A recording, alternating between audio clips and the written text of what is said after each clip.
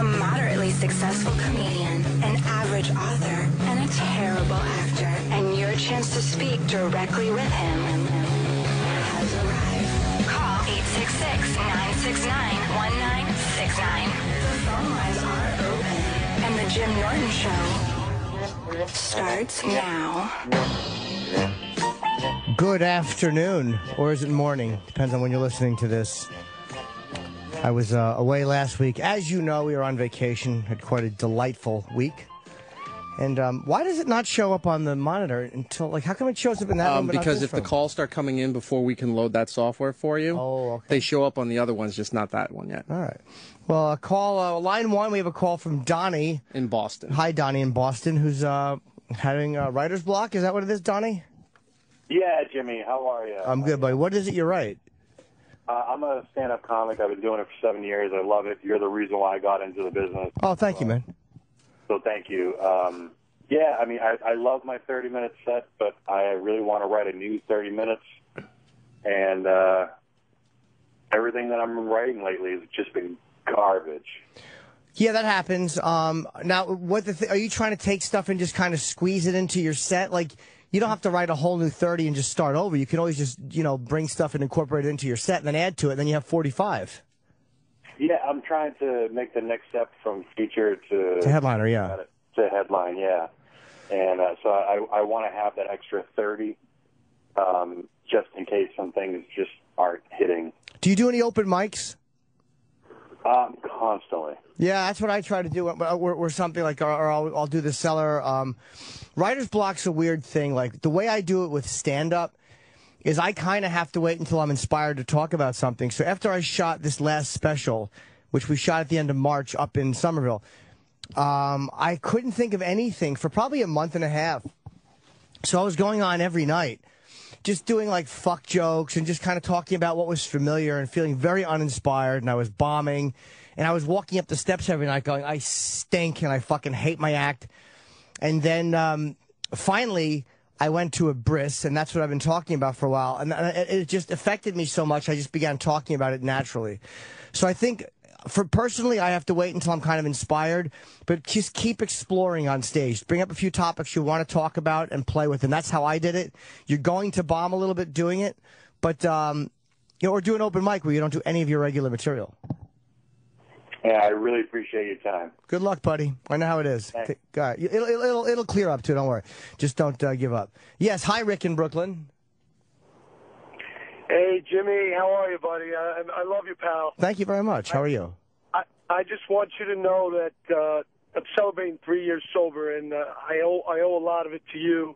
Oh. And I wanted to thank you for that. I don't know. I know you think this is a wacky call, but the reality is a lot of the things that you've said on the air, off the air, and just listening to you and the struggles you've gone through really helped me get through this, and it's been unbelievable.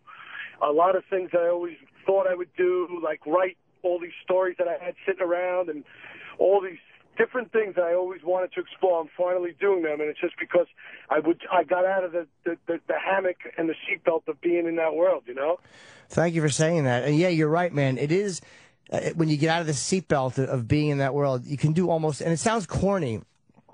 It does. That's why I prefaced it with, like, this is not a wacky call. The reality is you know what? I don't know what the future holds, but the reality is what I was doing and how I was living was not going to get me anywhere, And, I lost a lot of things on my way, and I don't want to lose any more, Well, I realized, too, like, when I first got sober, I was 18. I was, so I didn't have a whole lot of living behind me. But they were like, well, it gets better beyond your wildest dreams. And I was like, oh, fuck you. I just thought it was such a line of shit. And then when I look back over it, and, sometimes you have to stop and kind of reflect. Everything they told me would happen has happened.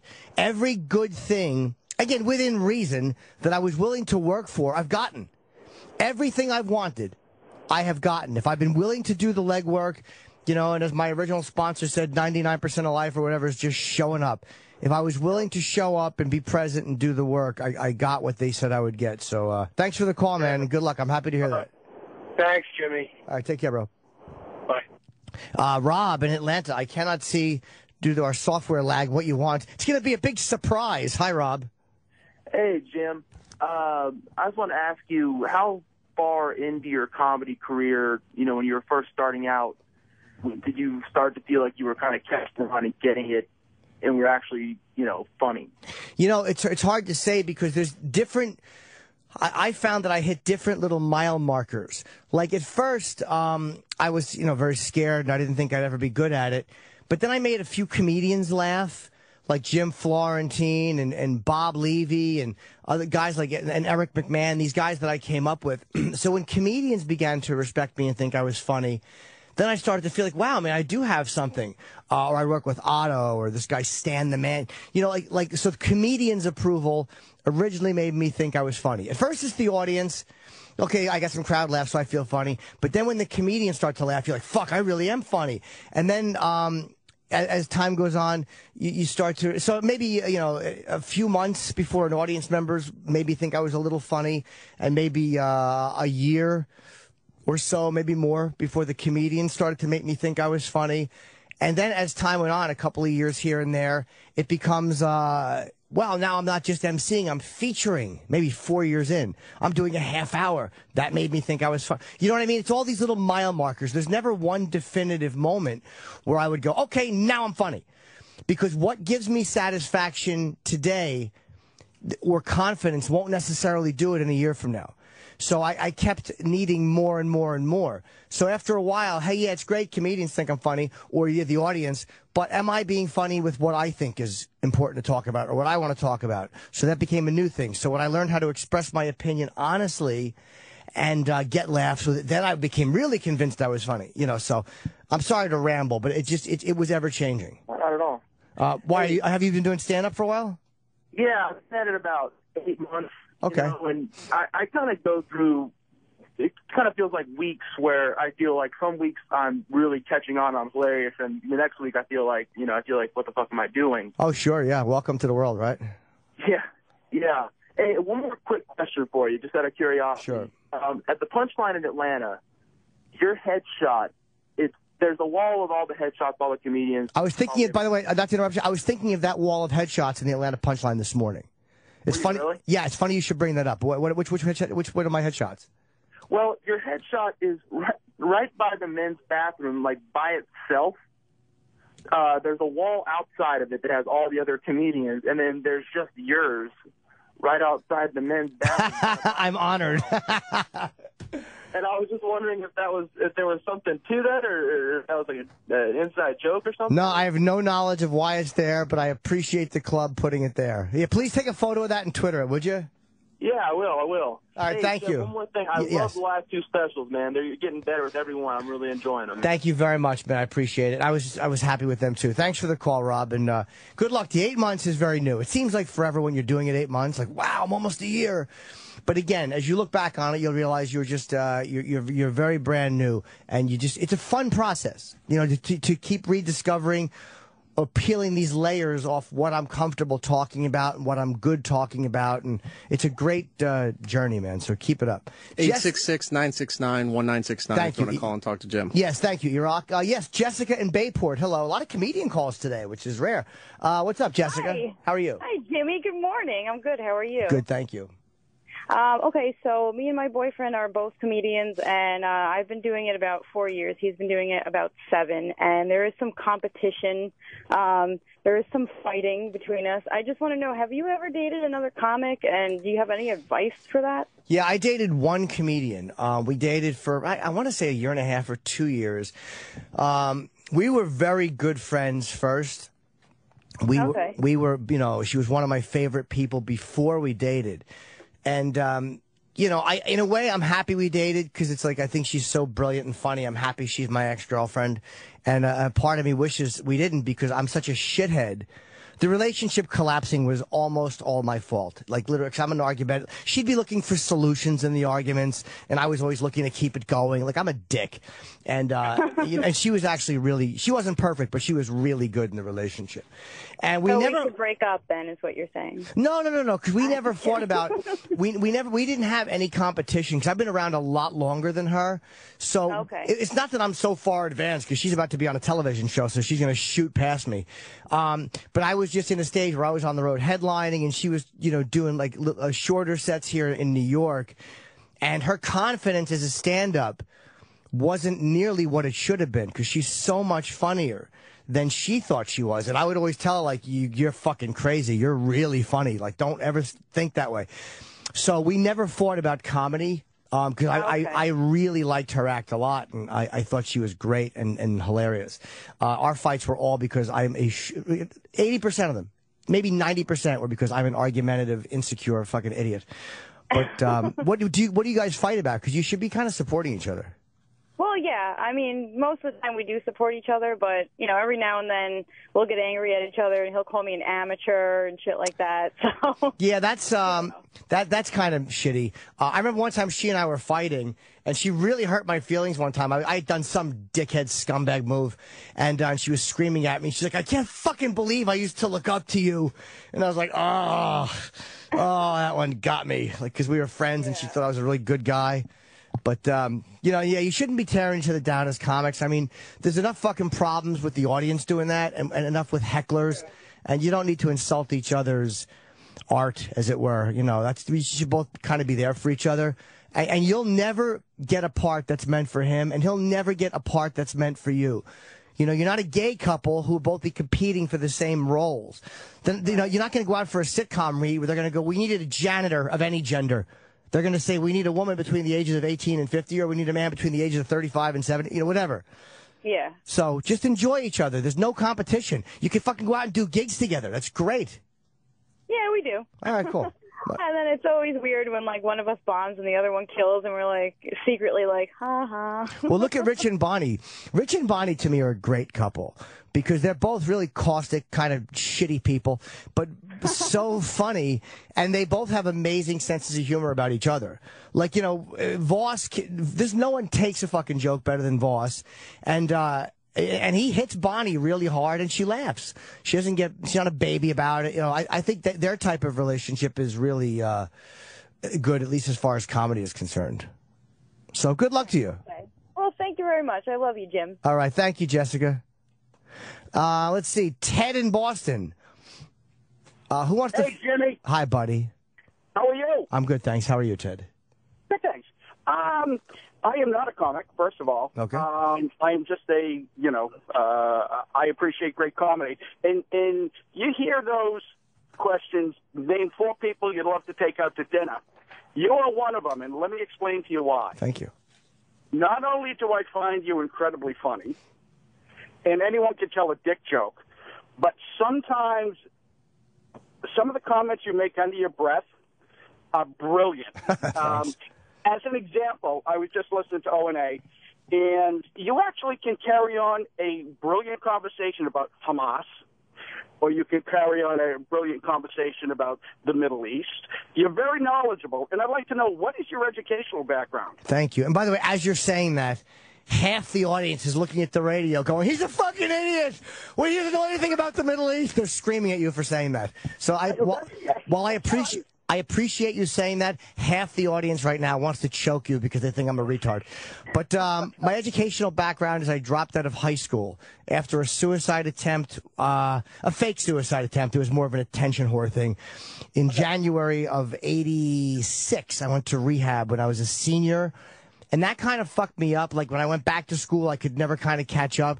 And I just kind of stopped going my senior year. So I'm a high school dropout, and I went to 1 semester of community college, which was supposed to translate high school and college credits.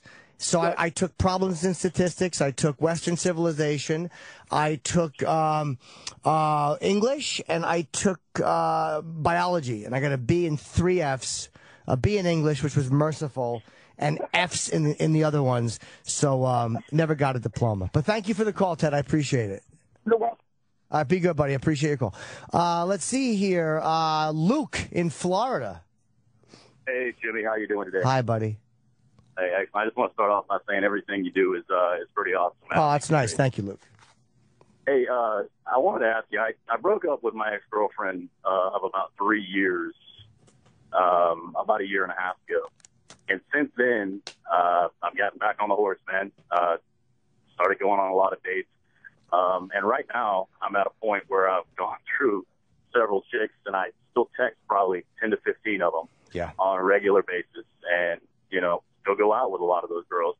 And unfortunately, I still keep holding on to my ex-girlfriend, even when I'm fucking these chicks. Yeah. Like, I still keep holding on to her. And, like, a lot of these girls that I date are good girls, smart, funny, attractive, caring, all that stuff that I'd look for. But I can't seem to shake the ex, man. Well, is your ex with anyone else? I'm sorry? Is your ex-girlfriend with anyone else? I believe now she is. For a while she wasn't. Now she is. Now, do you want her more than now that she's with someone else? Now I've actually started to let her go. Oh, okay. Now that she's, with somebody. But, like, for a long time before, I was thinking, if she's staying single for me, we're going to get back together. Now she's, kind of with somebody else. George Carlin had a line. Pardon my interruption. George Carlin had a line one time where he was talking about Americans and how we have, like, I think it was like, SUVs and all these cars and vehicles. And he went, too many choices, America. It's not healthy. And I think that's the way it is with women once in a while. I want to keep the ex-girlfriend on a leash or on a string, and I want to keep the new one. I want all of these choices. And when I have so many choices or options, I fuck up and I panic and I don't take any of them. Or I wreck all of them because they can all sense that I'm a greedy shithead playing them against each other and just balancing out which one I wind up with. And they get tired of their lives being treated that way. So maybe that's a problem too. It's hard to let go of the ex sometimes because, again, we don't want to realize, fuck, I made a mistake that I can't change. Right. Makes a lot of sense, man. And I feel like I'm sabotaging these new relationships as well, almost, subconsciously when I look back on it. So I want to get away from that and find somebody else. But yeah, letting go sometimes is difficult. It is hard because I'm still very close to my ex-girlfriend, my most recent ex. We broke up a couple years ago, and she's still one of my closest friends. We text every day. We don't fuck when I see her, even though I still think she looks really good. It's not about that. And it's hard. I have not been able to find anyone else. I do not have a girlfriend. I don't think she has a boyfriend.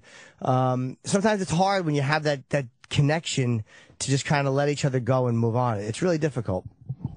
Yeah, man. And we were, we lived together for a long time. We did a lot of things. We grew up together in a lot of aspects. So, who knows? Maybe one day we'll end up together. Maybe we won't. But yeah, that's kind of how I feel. Yeah. About me and you, I mean. All right. Thanks, buddy. Yeah, man. Yeah, thank you, Jim. Like I said, you're awesome, man. Keep on doing what you're doing. And, yeah, man, I appreciate you taking the time today. Take care, buddy. Because the thing is, when you have a relationship that goes awry, people always say, like, oh, what's the best gift to give a woman in your life? Like, what is the best gift? Now, sometimes the best gift is to remove yourself from her life because you're shit. For me, the best gift I can give a woman is to exit the relationship because I'm a louse. The best gift for any occasion, however, or even no occasion, if you're not a louse, it's an I love you gift. Now, what is an I love you gift? You're all saying, Jim, what's an I love you gift? I have an answer. It's a gift that says, without words, how much she truly means to you. Because how often do you show your girl how much she means? Once in a while, you walk in the house with like a half a Cialis rod and you wave it at her. That's not an I love you gift. That's an I love me gift. Because then she blows you and you feel better about yourself. No, showing her how much you love her is what's important. You want to show her how much you appreciate her and how much you value her. And it's something she can keep forever. And she can look at every day to remind her of how much you love her. So when you do something lousy, she can just look at this gift, whatever it may be, and go, oh, God, he does love me. Yes, he fucked my sister right where the shit comes out. However, he does love me. Beautiful piece of diamond jewelry will last forever, and it shows her exactly how special she is to you. Steven Singer has the perfect I love you gifts for the women in your life. Go to IHateStevenSinger.com. Steven has made finding the perfect gift very, very simple. You go online to IHateStevenSinger.com. He's got free and fast shipping, and it's available to all listeners. And with Steven's easy return policy and great guarantee, it's risk-free shopping. It's no bullshit with Steven Singer. He wants you to be happy. He would rather just give you something back that's you don't like or is fucked up than deal with you not liking him or shopping there again. Steven Singer Jewelers has the best selection of diamond jewelry, best guarantees and warranties, and amazing service. So make sure for the next occasion you get her that perfect I love you gift from Steven Singer Jewelers. It's at the other corner of 8th and Walnut if you happen to be in Philly. Or on the phone, it's 1-888 I hate Steven Singer, because you're maybe one of those people that won't be on a computer because you're a creep and you fucking, you download illegal porn off news groups and you've kind of had to put your computer down for a while. So just pick up the phone, 1-888-I-HATE-STEVEN-SINGER. Or if you're a decent person and you're on the computer, perhaps you're a sex addict and you have one of those fucking those blockers that protect you from all those filthy sites and you still have internet access, you can go to IHateStevenSinger.com because Steven Singer shines through on any computer. All right, let's see. Q, dealing with obsessions. How are you? Steven Singer shines through on any computer. How's that for a fucking slug line? Good, E-Rock? He just canceled. Yes, sir. What's up, Q? That was awesome. I appreciate that little segue. That was cool. All right. Hey, Jimmy. First, I'd like to say, man, I really do like and admire you a lot. Been listening to the show for a long time and following you for a long time as well. You really remind me of like a modern-day Woody Allen. Thank you. I'm a big Woody Allen fan, and I see a lot of similarities as far as your. Well, if I had a stepdaughter, I'd definitely remind you of Woody Allen because I know I'm just as weak as he is. But thank you. But on with obsession though, I'm one. It's kind of hard for me to step away from obsession. My thing, like E-Rock, I'm a action figure collector, and I obsess over it a lot. So being a married man and everything, and responsible adult, try to switch it and try to calm it down and just focus dead on work. But now I'm at the point to where I obsess over work, just being so competitive and, drawing up competition at work, even when it's not really there, So I was wondering, it's like, even though I'm focusing it on work, is it still a good thing in your opinion? I mean, any kind of obsession, like I have a work obsession too, as well as many others. It can be unhealthy because it begins to take the place of, like, I'm getting the feelings from the obsession that I probably should be getting from other things that are healthy or human. Like, what's the difference between an ardent collector and an obsession? I don't know.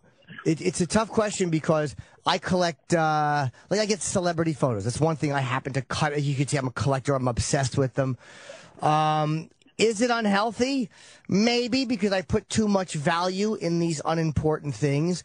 But the offshoot is I do get good material out of it. I get funny stories out of it. I get a cool picture out of it if it works. So there's something to be gained from it. However, the obsession itself can still be a little unhealthy.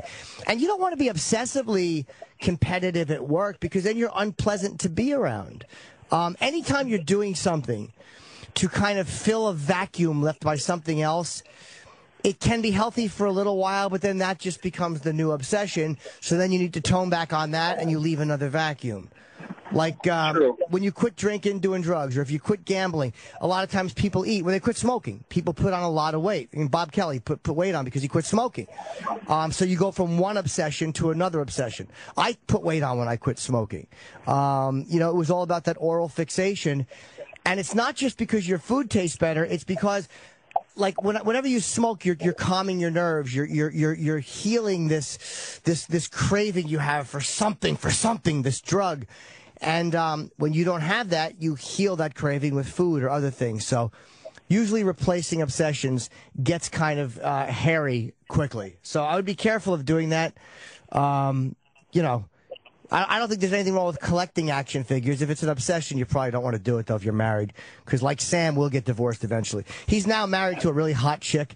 But believe me, he's a 30-year-old man with fucking awful dumb feet and an afro and wrestling toys. She's going to be fed up within 6 months. True.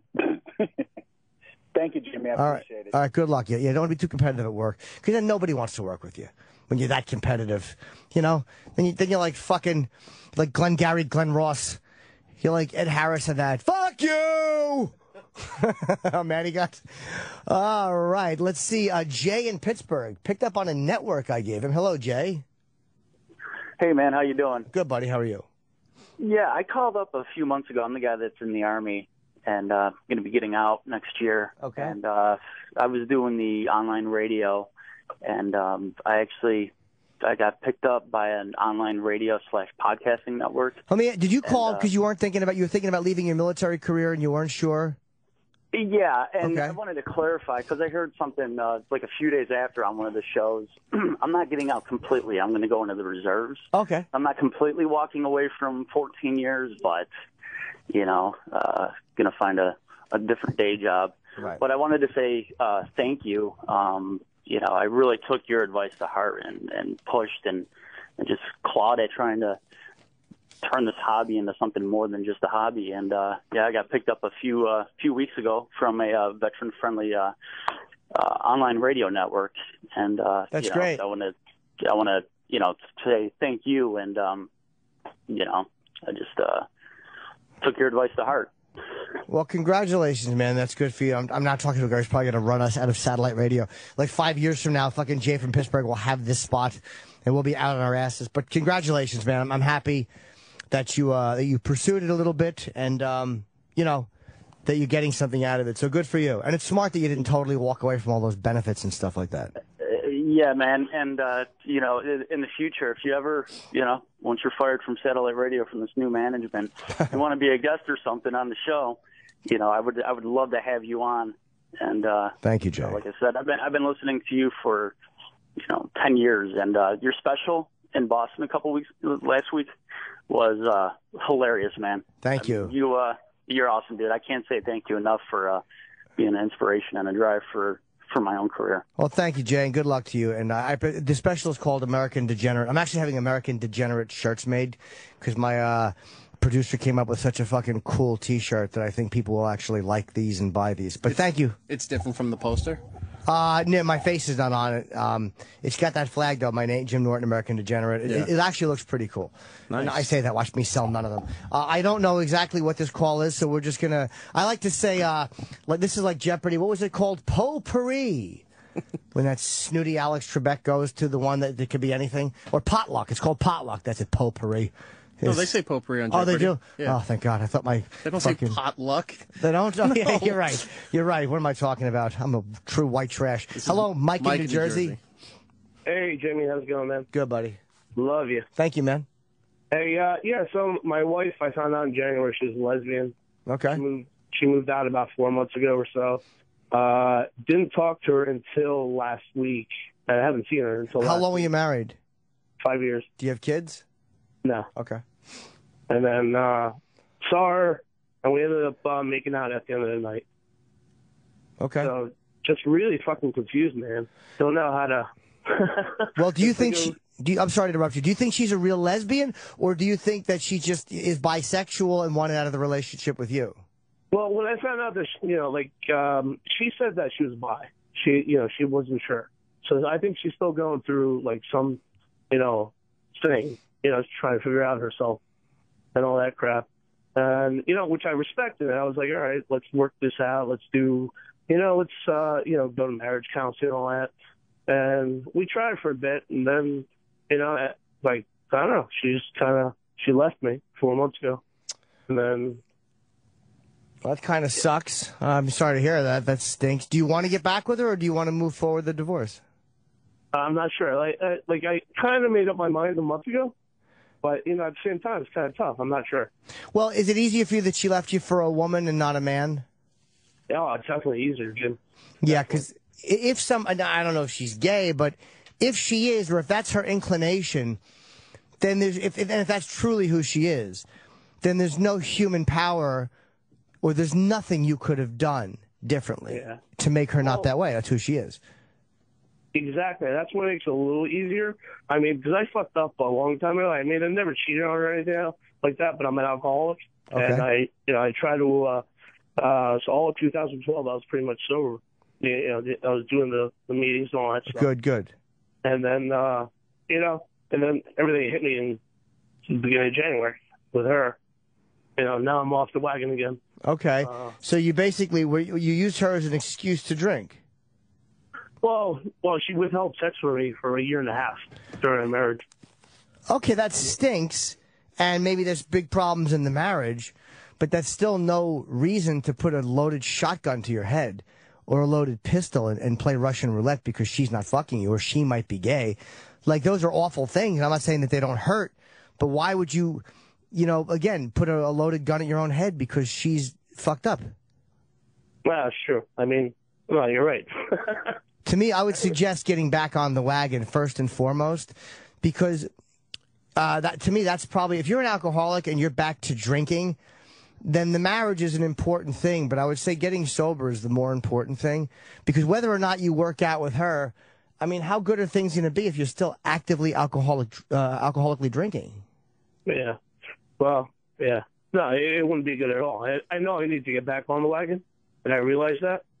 And I'm trying to, but it's just really difficult, especially, since seeing her last week, for the first time in 4 months, and then making out with her. It was kind of really confusing. Yeah, that is, especially if she's saying she's gay. But then again, you're still her husband, so, it's, I guess, I understand why she would make out with someone who she's married to.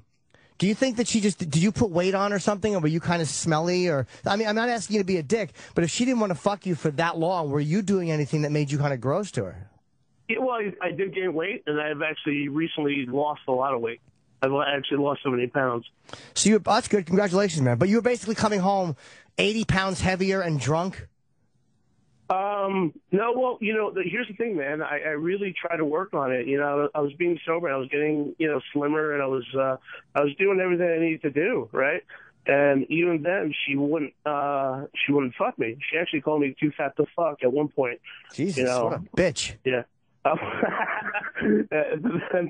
then, I was working on everything. I was, trying to work on all that stuff and doing a good job. And she told me she didn't forgive me until I found out she was a lesbian. And then that night we actually fucked.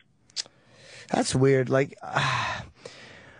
fact that she said you're too fat to fuck, I mean, that's really an awful thing to say to somebody. Yeah, that was maybe 6 months into the year and a half, hiatus from sex. Yeah, that's kind of shitty, because she could have said, look, maybe if you went to the gym a little bit, we could work out together. Yeah, there's a nicer, much more diplomatic way to say than you're too fat to fuck. Yeah, there definitely was a better way to put it, I guess. But, Let me ask you a question. Sure. You're married to this woman. She says you're too fat to fuck. She holds out pussy for over a year. She then leaves you and says, I'm a lesbian, and then throws you a fuck that night, and then makes out with you 4 months later. What is it about her that makes you want to be married to her? She sounds shitty and selfish.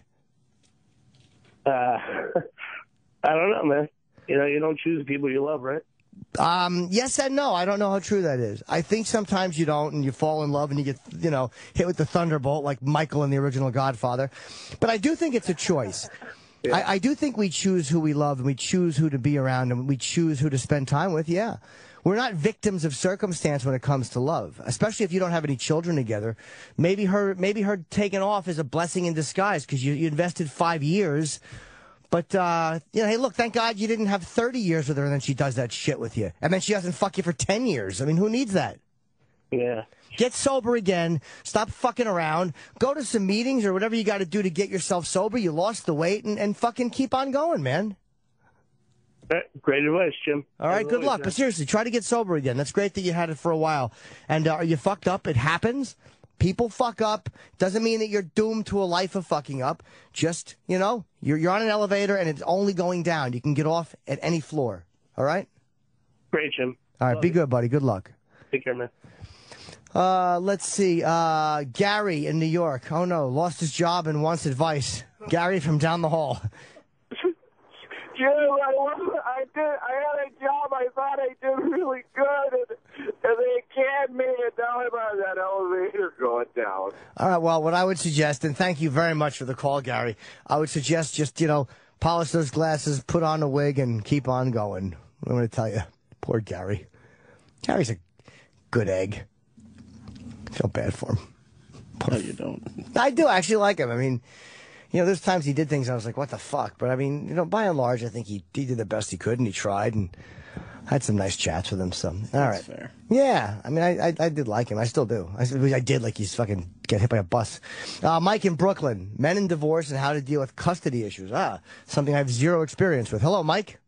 Hi, how are you, Jimmy? I'm good, buddy. Thanks for calling. I'm a 43-year-old man, divorced, don't get a divorce. My topic is, basically the bastardization of fatherhood. Yeah. The courts don't take us serious. They take our money, they take our custody, they believe the women, whatever they say. And, you know, I haven't seen my kids in 2.5 years. And all because of a false arrest. And no matter what I do, I mean, the kids are resistant, but no matter what I do, the courts don't want to give me visitation. And it happens over and over. Let me ask you a question. And again, I don't know your circumstance. Even Alec Baldwin, even a guy married to Kim Basinger with that kind of money was screaming about how they're unfair to men. They really are, I think, unfair to men. I think that what's happening, like with racial issues, I think a lot of the divorce issues, we are paying for what has happened before us. Like, I think the fact that for women didn't vote or work for so many centuries and they were just staying at home and, you know, fucking whipping up eggs and making a cake, and they had shit. So if a guy left them, they had nothing. And now it's, you know, 50 years later, the courts are acting like nothing has changed, which is nonsense, of course. A lot has changed. The pendulum has swung so far to the other side. Yeah. My wife is working. She's collecting spousal and child support. I mean, it's ridiculous. And yeah. It's not isolated just to me. I hear it over and over. I see it in the courts, my friends. And at what point does this stop? Well, let me ask you, how long were you married and how old is your kid? My kids are 12 and 8. I was married for this will be 14 years. I'm still not even divorced. Okay, now why no visitation? What happened that they said no visitation? Well, my wife, right after she caught breast cancer, she basically isolated the kids from me. And more and more, I don't know if you ever heard of the term parental alienation. I can imagine what it is. I've never heard a phrase like that. Basically, when you turn one parent against the other. Right. Now, were you already separated when she got breast cancer? No, I went through it with her. Okay. I mean, we had a rocky marriage, but Why? Did you cheat? What was that? Did you cheat? No. Oh, okay. No. Believe me, I can't even handle one. I'm going to handle okay, yeah, fair enough. You know, and I think she was just very, very angry that I was leaving, and she turned the kids against me. They're very resistant. And now the courts are saying, all right, go to family therapy. But the family therapy is will cost like $3,000 a month. These therapists want like $300-$400 an hour. Wow. And I'm tapped out at this point, and the courts look at me and say, so what? I'm basically living on $1,500 a month in New York City. She's got to be living on about, between her and my salary, about $8,000 a month. Wow. Now, and what was the false arrest for? Well, we went into the bedroom. We were talking about me leaving, and as soon as I got to the point where I was talking to the kids about the kids and say, please don't turn them against me, she said, I don't want to talk no more. So I'm standing to the side of the door, and she opens the door, hit against my foot, bam, right on the phone. Hit against my foot. That's it. I said, you can. She said, you won't let me out, which I'm kind of, seeing now. I think she planned all this. Right. And, I mean, of course, they have to take out someone because that's the rule now. And he took me out. I was in lockup for, 28 hours. Had to fight that. Then the orders of protection came, and it's been 2.5 years. They don't think that men can parent. They don't value us. The court, society. I mean, I love my kids just as much as she does. I could be a parent just as much as she does. But when 85% of the time women get custody, now, transfer that to a job. 85% of the time, white people got a job over black people, there would be an uproar. But men are not valued. They just treat us like dirt. Well, again, I mean, let's be real honest. Men run the world. And I'm not saying that it's right or wrong, but it's the facts. We do. Men run the court systems. They're not run by women. They're run by men. I'm sure there's female judges, of course, but most of the people making these decisions are male judges, or at least half of them are male judges making these horrible decisions. I think a lot of it is just emotional laziness on the part of the legal system where nobody wants to think and examine these things. So people are just looked at like fucking cattle. You know what I mean? And that's the way it was for so many years. So here's the way it's got to be to balance it out. Next case. And the only answer I could suggest, dude, because I have no experience in this area, is an attorney. I mean, you need an attorney who can really... Well, that's the problem too. Is that her message was cap him out of his money. I can't save for an attorney because I have to actually live off the $1,500, and I can't. Right now, I'm representing myself.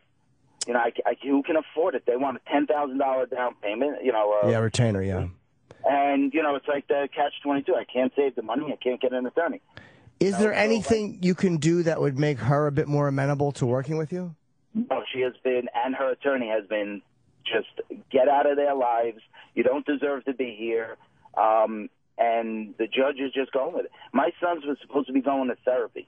You know, I would say, you know, to work their way through this problem, it is a major problem not to have a father in your life, I would say. Sure. And I got proof that they only went 4 times this year. Handed it to the judge, just was satisfied. 4 times January, twice in January, once in May, once in June. That's okay. You know, and it's like, you know, at what point do you start, you know, focusing on the mom when after 2.5 years, and, you know, it wasn't even that. My kids didn't even just isolate me. They isolated my mom. My mom had a stroke. They wouldn't even see my mom in the hospital. No card. And they had a good relationship. What? Let me ask you, to again, not to cut you off, but because this is very complex stuff, and again, I have no experience in it. And we're not going to find an answer today on why the court systems are the way they are. Again, a lot of it's just fucking shitty, lazy cattle thinking, which, you know, believe me, dude, there's a lot of, most men in these situations are not feeling like they're being treated fairly. And they're probably not being treated fairly. But, if there's nothing that you can do, my only suggestion would be to either go to the therapy or try to save the money to go to the therapy or try to save the money to go to the attorney, because I can't think of another answer to give you. I can't think of an answer that makes more sense. And it sounds to me like you're ready to snap and you're going No. Okay, good. No. I'm living on hope. Okay, no, good. I'm glad. I'm glad. It's just all in my voice. It's just frustration coming out. I'm not going to snap. Okay, good. That's not the way to do it. My only suggestion, brother, would be, and I wish I had a better thing to tell you, try to save up and go to the therapy, or try to find a therapist that's reasonable or that your insurance will cover. Don't insurances cover family therapy? No, not mine. I'm a teacher, and it only covers individual therapy, unfortunately. Well, and then what has your therapist suggested about that? You know, I have a therapist that's willing to work for cheap, but I suggest the name. He had already worked on the case, and they say no. You know, my wife says no, I don't want him. Said I don't want him. So you know that what her technique is to go towards those expensive ones. This way, knowing that you know we can't afford it. Right, and then you have that way it prolongs it. And at this point, that type of behavior should be criminal. I got to run, buddy, because we only got a couple more minutes before the show. But again, I just wanted to get the voice out because I think it's a huge problem in society. Needs to change. You needed to vent. Well, okay, man, and I hope it works out for you. And again, I wish I had a great answer for you, but just good luck, brother, and hang in there. Have a great day. All right, you too, man. I have one more read, yeah, but I want to get to this guy here who's dealing with sleep apnea, and has depression. Hi, Robert in Brooklyn. I certainly relate. How you doing, Mr. Norton? Good. How are you? Yeah, as a person who deals with sleep apnea, just lately, you know, I've been dealing with like maybe 2 years now, maybe getting like an hour or 2 hours of sleep a night, waking up every 45 minutes, delusional, not be able to breathe. Sure. And just lately, I don't even want to do anything. Like this whole weekend I spent in my house, just tired. Well, what have you done for your apnea? Have you gone for a test? No, I have not. That's one thing I slacked on. But, you know, I've lost weight. I thought losing weight was, 40 pounds did nothing. I think it made it worse. Well, a couple things you got to do. One, you got to go for a sleep study. You have to. I mean, I'm going for my 3rd one at the end of the month, dude, to be tested for what they call an ASV machine because I have complex apnea. If you just have the type where your tongue, which is called obstructive, is blocking your throat, go online. There's a lot of alternatives to masks. Now, I don't know if I can use any because the complex apnea makes it difficult. But I use a mouth guard when I sleep sometimes when the mask, because this fucking cocksucker place I went gave me a BiPAP machine, which is not the right machine. So go to your dentist and see about getting a mouth guard, which is a little uncomfortable, but you can get used to it. And it'll cost you a few $100. I don't think insurance covers it. But just see if you can do that. And you know, hopefully that will help you from swallowing your tongue and you may get a better night's sleep. And if that doesn't work, then you may have to go for a sleep study. But you should do something. Don't live in a depression about it, okay? Oh, yeah, but also, like, for a person that's always tired like yourself, like, how do you motivate yourself to do stuff? Because obviously when you're happening, you're still tired and you still, do a lot of things. I just do it. I mean, there's no real answer. How do I motivate myself? I feel depressed all the time. Like I said, many times I've thought of hanging myself. I'm like, this is just, I'm not living. I hate this tiredness. I got to go to the gym. It's fucking, sometimes I'm just making myself go because I have hope that it will get better. That's basically when I motivate myself. It will not be this way forever. And that's what I keep thinking. The way technology is changing and everything is changing, I will be able to fix this. So, but you got to take a couple of steps too, man. You know what I mean? You got to go for those tests. I definitely got to take that leap to get to sleep. Yeah, you should, because some people have great responses to apnea masks, and in 2 weeks or a month they're used to it, and then it changes their life. Eddie Trunk and Hard Rock Johnny both have apnea masks, and they say their lives are completely changed by them. So a lot of people have great success with it. All right? All right. Thank you very much. Hopefully it motivated me. Good luck, buddy. Yeah, I hope so, too. Because the question people always ask, like, I don't know if I can wear an apnea mask or not. Well, it's like, well, would you eat a fake apple made from fillers and preservatives? I mean, no, you wouldn't. What about a meatball made that way? Fillers and preservatives. Yuck! Like most people, you want to be able to pronounce every ingredient that goes into your food. If you cook at home, you use real fresh ingredients. Now, if you don't have time to cook from scratch, maybe you're busy. Maybe you work weird hours. Mama Mancini's Meatballs is the answer for you. Mama Mancini starts with 100% USDA-graded domestic beef for their meatballs and all-natural ingredients like genuine Pecorino Romano cheese, onion, parsley, and breadcrumbs, eggs, and a little salt and pepper. I sound like Clemenza when he's cooking. Hey, Michael, come here. You might have to cook for 30 guys someday. They're real ingredients. That's it. Mama Mancini's famous slow-cooked Italian sauce is made just as simply as their meatballs. They start with the whole Italian plum tomatoes, crush them, and then add natural seasonings, which sounds really good because there's nothing worse than an awful meatball, and there's nothing better than a good meatball. I should put that on a shirt and sell it. Mama Mancini's adds their meatballs to simmering slow-cooked sauce for the perfect combination of flavors.